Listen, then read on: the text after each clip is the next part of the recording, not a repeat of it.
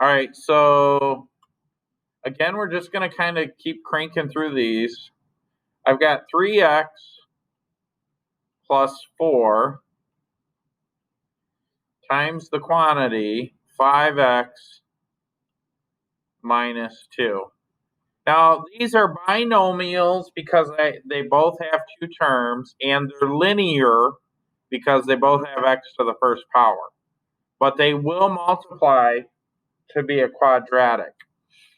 So I'm just going to write down the second one. Somebody asked me last hour, does it matter what order we write them down in? No, not really. And then this is going to be 3x plus 4. Do you understand what I'm saying? Like, what happens if I put the 3x plus 4 on the top and the 5x minus 2 on the side? Nothing. It still works out the same. So again, we're going to say 5x, row times the column, times 3x. You multiply the numbers first. 5 times 3 is just 15. And then x times x is just x squared.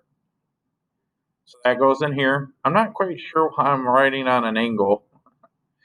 Now for the next term, I'm going to say negative 2 times 3x. And you multiply the number by the number. Negative 2 times 3 is negative 6. Then you tack on the x. So that's a negative 6x. Why am I drawing on an angle? That's weird. Next, we're going to say 5x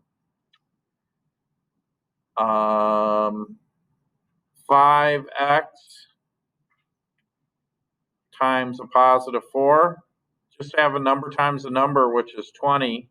And then x times itself is just x, right? So this becomes 20x. And then lastly,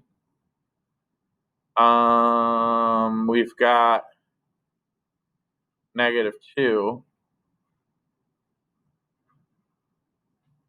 times 4. That's just negative 8. So we're going to slide this down a little bit. I'm just going to write these out. I'm going to say 15x squared minus 6x plus 20x minus 8. Well, this is 15x squared. There are no other x squareds that I can combine that with. However, negative 6x, that's x to the first power, will probably combine with 20x to the first power, because those are like terms. So what's 20 minus 6? Positive 14, right? So that's a positive 14x. And then when I go to 8, which is a constant, there is no other constant. So I just write that down here on the bottom. And that should be the answer. Let me double check. Yep, that is the answer. Any questions? No? Okay, good.